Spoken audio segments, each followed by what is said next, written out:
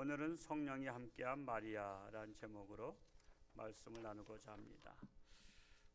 본문 묵상을 제가 읽어드리겠습니다. 마리아가 예수님을 잉태하고 낳게 된 것은 가문이 좋고 인물이 좋고 조건이 구비되어 있었던 것이 아닙니다. 마리아의 찬가라고 불리는 노래 속에 마리아가 자신에 대하여 고백하기를 비천한 여종이라고 말하고 있습니다. 마리아는 신분이 높은 여인이 아닙니다. 아무것도 내세울 것이 없는 극히 평범한 사람입니다. 나사렛이라는 동네는 유대 땅 중에서도 변방인 갈릴리 중에서도 후미진 동네입니다. 예수님이 활동을 시작할 때 나사렛에서 무슨 선한 것이 나겠느냐라고 사람들이 조롱할 정도로 보잘것없는 마을입니다. 그런데 26절을 보면 천사 가브리엘이 그를 찾아왔습니다.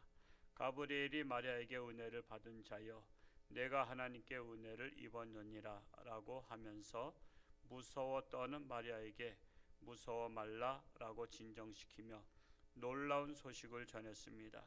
마리아는 아무것도 내세울 것이 없는 사람입니다. 자랑할 만한 것도 없습니다. 잘한 것도 없습니다. 그런데 하나님께서 마리아에게 은혜를 주신 것입니다. 이것이 하나님의 은혜입니다. 일방적인 하나님의 은혜입니다. 아무 자격 없고 아무 공로 없지만 전적 타락한 상태에 있는 마리아를 부르시고 하나님의 자녀 삼아 주신 것입니다. 아무런 자격이 없고 조건도 없는데 일방적으로 사랑을 베풀어 주신 것을 은혜라고 말합니다. 마리아만 이 은혜를 받았을까요? 우리도 이 은혜로 말미암아 구원을 받고 하나님의 자녀가 된 것입니다. 아무 조건도 자격도 공로도 선한 것도 없는 마리아가 하나님의 일방적인 선택을 받아 은혜를 입고 구주 예수 그리스도의 어머니가 된 것입니다. 마찬가지로 우리도 하나님의 값없이 주시는 은혜로 예수 안에서 구원을 얻었습니다. 마리아는 자신을 비천한 여종이라고 했죠. 사실 별 볼 일 없는 일반적인 처녀였습니다. 그런데 하나님께서 그에게 은총을 베풀어서 하나님의 아들 예수님을 태어나게 하는 자로 선정이 되었죠. 이것이 바로 하나님의 은혜라는 것입니다. 이렇게 사람들을 보면요, 이렇게 우리 인간들이 보편적으로 봐도 저 사람은 잘났다, 저 사람은 못났다 이런 생각이 들 때가 있잖아요. 저 사람 참 똑똑하다, 저 사람 좀 바보스럽다 이런 생각 들 때가 있어요. 그런데 여러분 생각해 보세요. 우리가 태어날 때부터 보면은 머리 좋은 사람이 있고 또 머리 나쁜 사람이 있어요. 그리고 또 좀 모자란 사람이 있고 또 이렇게 또 지혜로운 사람이 있고 그래요. 이 타고날 때 하나님의 은총으로 또 지혜로운 자가 있고요.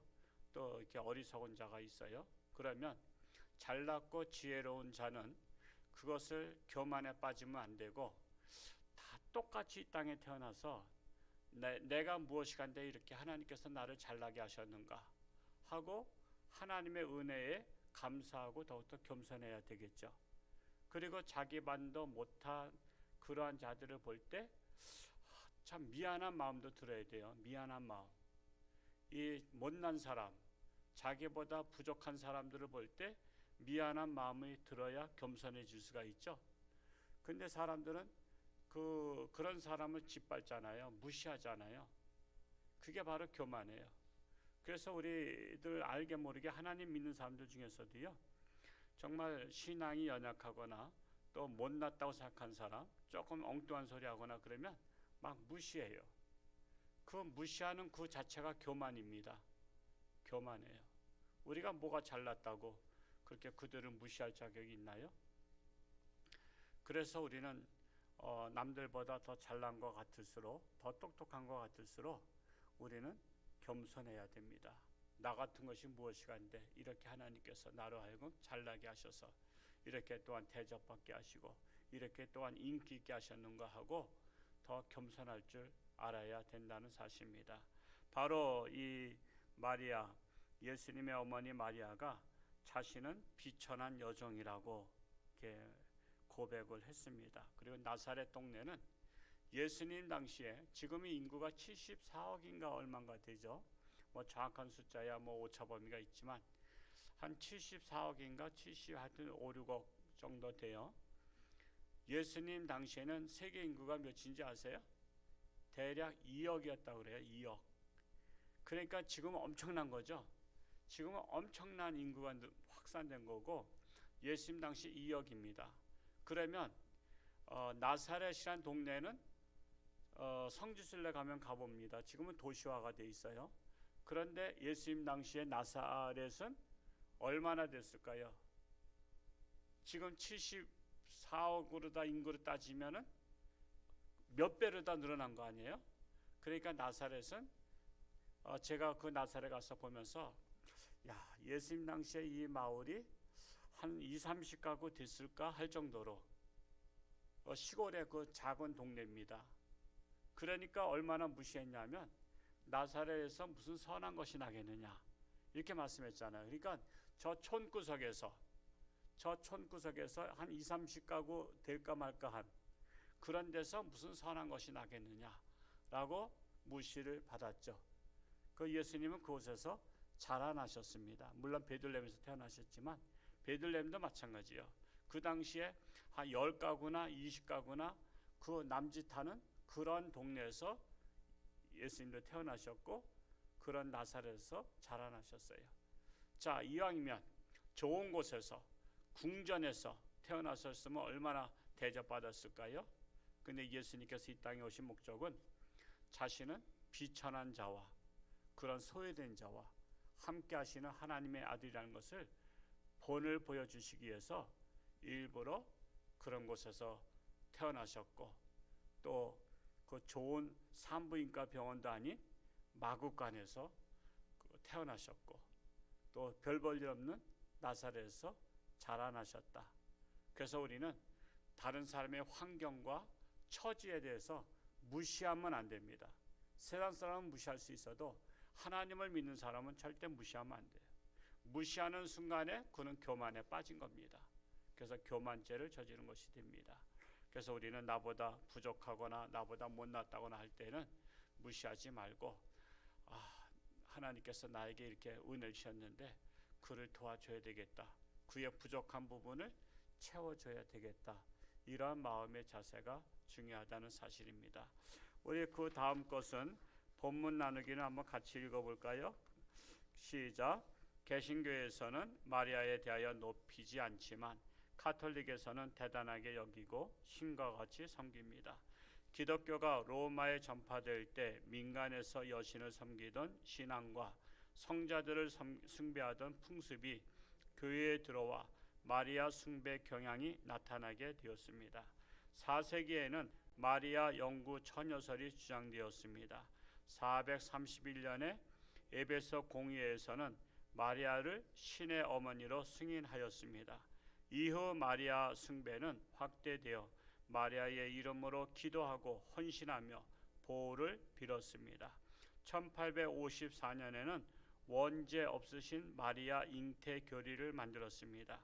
1950년에는 성모 숭천 교리를 만들었습니다. 이렇게 마리아를 숭배하며 동정녀 마리아 정화 축일, 수태고지 축일, 동정녀 탄생 축일, 성모 숭천 대축일 등을 지키고 있습니다. 천주교는 예수를 믿는 것인지 마리아를 믿는 것인지 모를 정도로 마리아상을 많이 만들고 마리아에게 빌고 마리아에게 기도를 드립니다. 천주교와 개신교가 합친다고 할 때 제일 걸림돌이 되는 문제가 마리아 문제라는 생각이 듭니다. 종교개혁가들은 성경에 근거가 없는 마리아 숭배를 반대했습니다. 그래서 개신교에서는 마리아에 대한 언급이 거의 없습니다. 마리아를 우상처럼 숭배하는 것은 잘못된 일이지만 그렇다고 마리아의 존재를 지워버려서도 안 됩니다. 마리아가 보여주었던 신앙의 모습이 모든 성도에게 기감이 되기 때문입니다. 마리아는 정말 겸손하고 모든 성도들한테 신앙의 모범이 되었습니다. 그러나 우상 숭배로 가서는 안 된다는 것입니다. 근데 천주교에서는 우상 숭배로 갔습니다. 그 초대교회 시절에는 대체적으로 여신들을 많이 섬겼습니다. 그러다 보니까 마리아를 여신으로 다 만든 거예요. 여신으로 만들고 그는 하나님의 어머니라고 말하고, 그는 또한 죄가 없다고 말하고, 하여튼 또 승천했다고 말하고. 승천은 예수님이 하신 거지 마리아까지 승천한 게 아니에요. 그러니까 천주교는 이단입니다. 천주교는 솔직히 이단이에요. 그래서 여러분 뭐 아무 데나 가도 돼. 그러니까 여러분 결혼도요 잘해야 돼요. 자녀들 여러분 결혼을 시킬 때 천주교에 가면 교회 못 다니게 하는 거 아시죠? 그들은 교회 못 다니게 해요. 그러면 집안에 분쟁이 나고요. 저도 그런 분들 많이 봤어요. 뭐 천주교나 뭐 기독교나 하나 같다 하지만 마치 뭐 같으냐면 신천지 아들한테 시집가는 것 같은 거예요. 통일교 자손에게 시집가는 것 같은 거예요. 그러니까 부모님도 기도 많이 하셔야 되고요. 우리 자녀들한테 사랑에 빠지기 전에, 사랑에 빠지면 못 말리잖아요. 그러기 전에 이성적으로 이런 것들을 알려줘야 돼요. 너는 하나님을 참 믿는 신실한 자들과 만나도록 기도하자. 그래야지 아무 생각 없이 천주교도 다 기독교인가 보다 하고서는 거기에 사랑에 빠지고 나서는 아무리 말려도 그거는 이제 안 됩니다. 그냥 집을 뛰쳐나가서라도 동거생활해요. 그래서 그런 일이 일어나지 않도록 우리가 노력해야 되겠고요. 천주교가 워낙 세니까 지금 개신교가 막 이단이라고 말 못할 뿐이지, 그러면 서로 싸움이 나잖아요. 그러니까 그냥 우리끼리 알고 깨닫고 조심하자 이거야. 정신 차리자 이거야. 그리고 그런데 빠지지 말자 이거야. 물론 불교도 우리나라는 기독교 국가가 아니죠. 다종교를 인정하는 나라잖아요. 그러다 보니까 사실은 석가모니도 자기는 신이 아니라고 본인은 고백했었고, 나를 신으로 만들지 말라고 했음에도 불구하고 인간들이 신으로 만들어서 섬기는 겁니다. 왜? 석가모니를 신으로 만들어야 자기들이 떡고물이 떨어지거든. 그래서 신으로 만들어 놓고 그 밑에서 석가모니 이름으로 그들도 헌금을 받고 모든 것들을 다 하는 거예요. 만약에 신이 아니라고 해보세요. 누가 절에 가겠어요? 스님 믿고 가겠어요?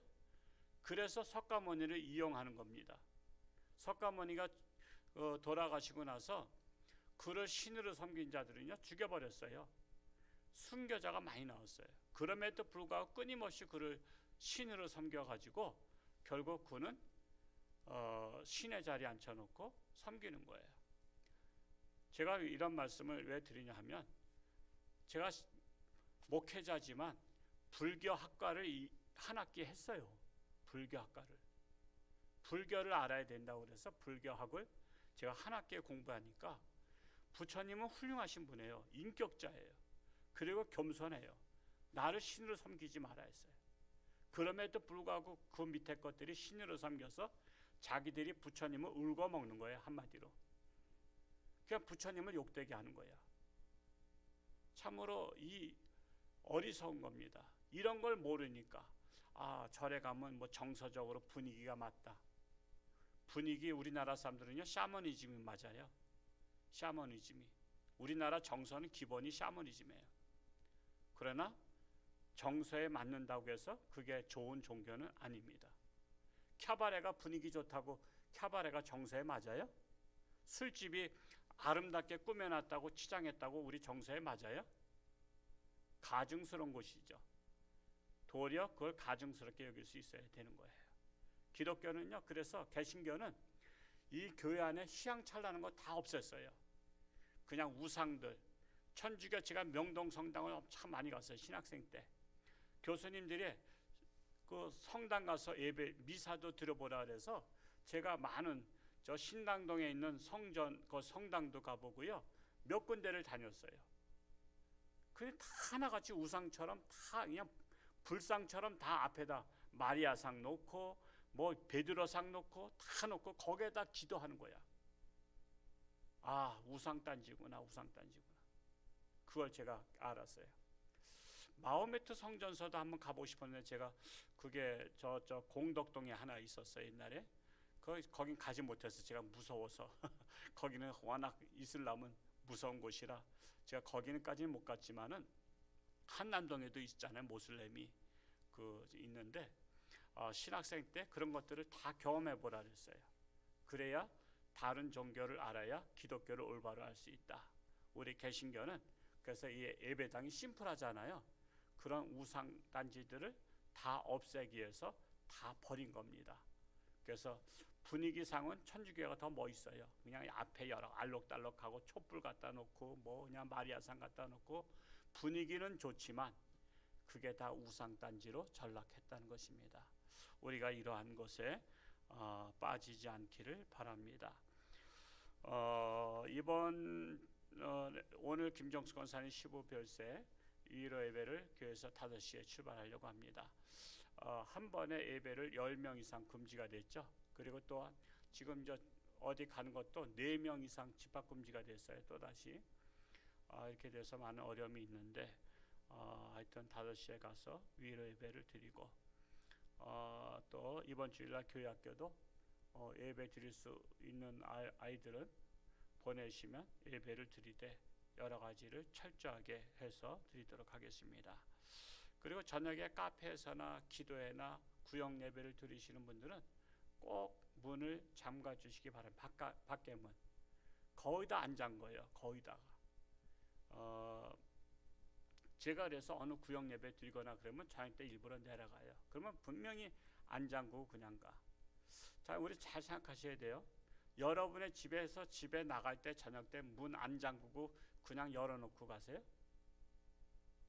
그렇지 않잖아요. 그거는 내 집이기 때문에. 근데 하나님 아버지의 집도 내 집이에요. 그래서 우리가 기본적으로 마지막에 나가는 분들이 구역장님들이 의식이 있어야 돼요. 그리고 회장님이 의식이 있어서 나갈 때는 불 끄고 문 단속하고 이렇게 해서 우리 안쪽에는 무조건 열려 있어요. 그러나 사이드나 이 주방 쪽이나 이런 데는 잠궈둬야 이렇게 됩니다. 그렇게 해야 우리 또 교회가 또 이렇게 안전하고 이렇게 모든 걸 지킬 수 있기 때문에 그런 것들을 좀 해주시기 바라고요. 오늘 여전도의 지역회는 생략한다고 문자가 왔습니다. 그렇게 하시기 바랍니다.